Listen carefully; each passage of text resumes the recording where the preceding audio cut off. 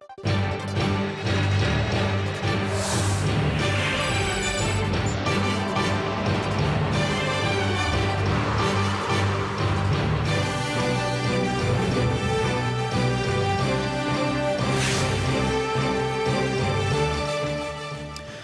evening, it's Friday, the 3rd of October. You're tuned in to our 10 p.m. newscast coming to you from Arirang's news centre in Seoul. It's very good to have you with us on this National Foundation Day here in Korea. I'm Mark Broome. Our top story tonight, Prime Minister Chung Hong-won has made an impassioned plea for the eradication of corruption and irregular practices in Korea. In a speech Friday marking National Foundation Day, the Prime Minister said Korea will not be able to consider itself an advanced nation unless it roots out abnormal practices as well as ignorance about safety. The case for increasing safety awareness and stamping out deeply ingrained corruption in Korea was brought into focus after the tragic sinking of the Sewol-ho ferry back in April that left more than 300 people, mostly high school students, dead or missing. Chung also said that citizens have to act with more integrity, trust, and go about their business with a sense of order. Now, North Korea says it's ready and open for talks on its nuclear program. In an interview with Reuters, North Korea's ambassador to the United Nations in Geneva, So Se-pyong, said Pyongyang is ready to resume the so-called six-party talks, but claims the United States is holding the rest back. As far as I think, the China, the Russia, and DPRK, they are ready. But America, they don't like that, that kind of talks right now. So that's why the foreign countries like South Korea and Japan also are not ready for that talks. The North Korean envoy added that a Japanese delegation could be coming to Pyongyang next week to discuss the issue of abducted Japanese nationals. He also went on to say that North Korean leader Kim Jong-un is not suffering from any significant health problems, as has been suggested in recent reports. The official said Kim hasn't been seen in public for a while because he has other important things to deal with. Japanese Prime Minister Shinzo Abe has slammed what he calls false reporting on the issue of Japan's wartime sex slavery, saying it has severely tarnished the country's image overseas. Speaking at a budget meeting on Friday, Abe said many people had been hurt and angered by erroneous reporting on the issue, and he vowed to help spread what he called the correct perceptions of history. Abe was referring to a series of articles that were printed in the Asahi Shimbun newspaper in the 1980s and 90s that detailed the Japanese military's wartime atrocities, but were recently retracted for one reason or another. Korea has been making increased efforts to pressure Tokyo to address its wartime sexual enslavement of tens of thousands of Korean women and girls for the sake of more positive, forward-looking bilateral ties. Now to the latest on the first case of Ebola in the United States, and it turns out that patient 0 may have lied on a questionnaire before flying to the US from Liberia. Officials say it's too early to say whether he may have transmitted the virus to anyone else in the US. Our Song Ji-son reports. Was it an intentional lie, or had he really not known? It has emerged that the first confirmed Ebola patient on American soil, Liberian national Thomas Eric Duncan, answered no to questions about whether he had cared for a patient with a deadly virus upon his departure from his home country. The Liberia Airport Authority said Mr. Duncan also checked no to a question about whether he had touched the body of someone who died in an area affected by the virus. But reports say he was seen carrying an infected woman who went on to die a day later. The 42-year-old was visiting the U.S. for the first time to see his family and friends. Soon after he arrived in Texas, he visited the emergency room with a fever and told a nurse there that he was from Liberia, but he was sent home with antibiotics without being screened for Ebola. Hospital officials have acknowledged the patient's travel history wasn't fully communicated to the doctors. Before returning to the hospital 3 days later, up to 100 people may have come into contact with Mr. Duncan, and about a dozen of them are thought to have come into close contact with him.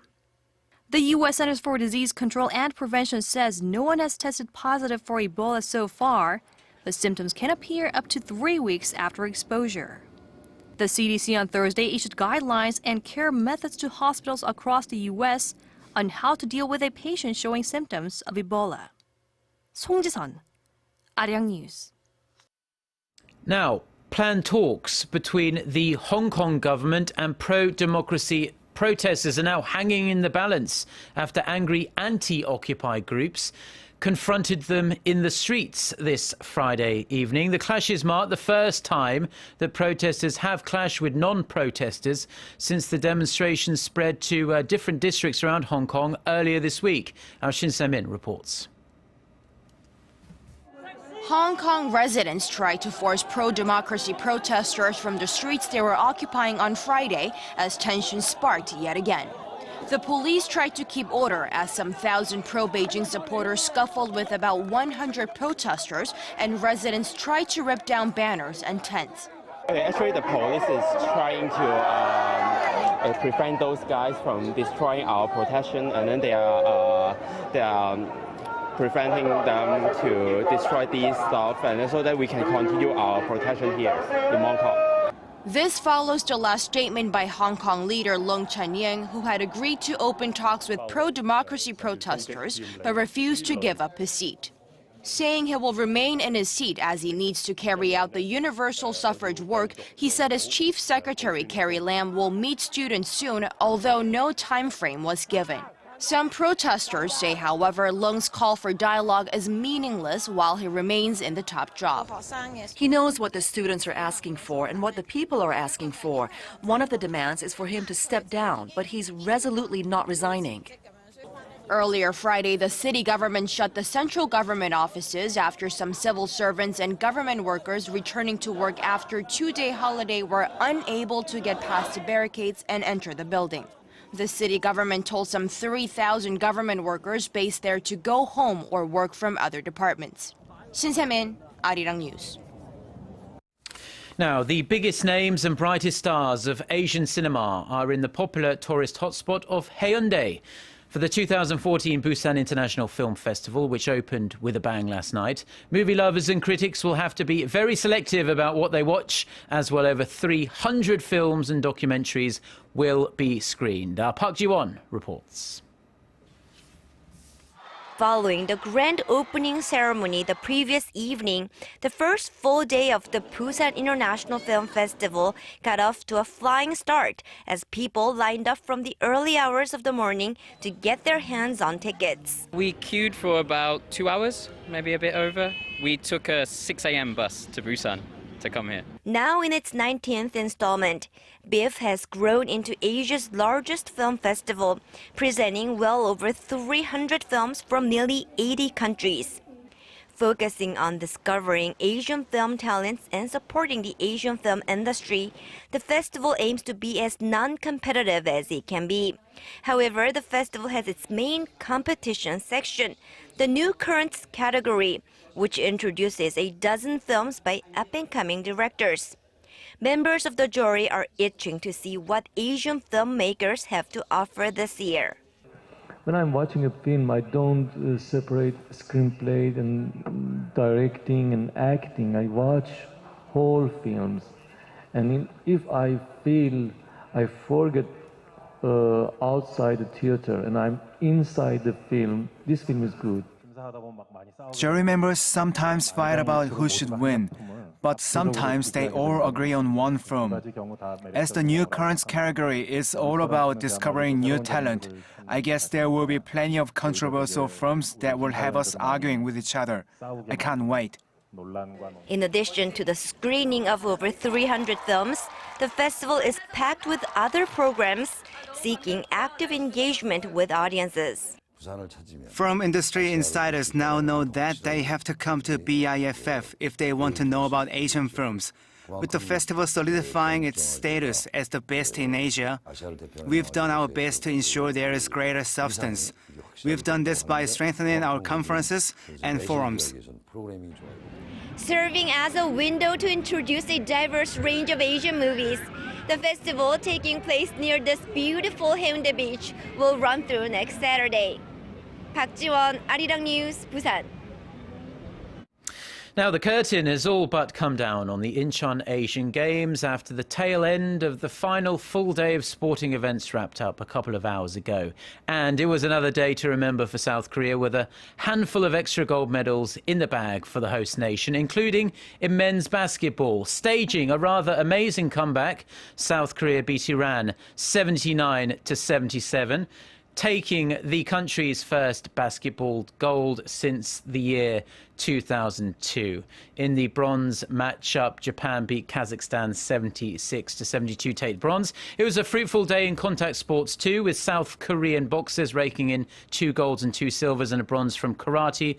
And Korea's Kim Tae-hoon added another gold medal in the men's under 54 kilo taekwondo. That's Korea's 10th medal in taekwondo and 6th taekwondo gold at this year's Games. Meanwhile, Cambodia won its first ever Asian Games gold today. Sevmison beat her Iranian opponent 7-4 in the women's under 73 kilogram class in taekwondo. And Saturday's star-studded closing ceremony gets underway at 7 p.m. on Saturday, Korea time.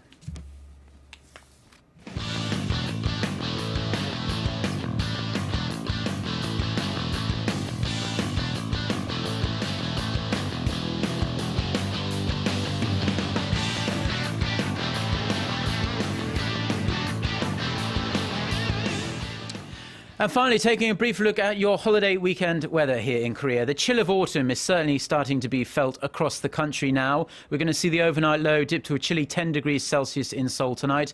But looking forward to Saturday and Sunday, both days are going to be very pleasant indeed, with daytime highs in the low to mid-20s and plenty of sunshine all around. Let's take a look at the weather conditions in your part of the world.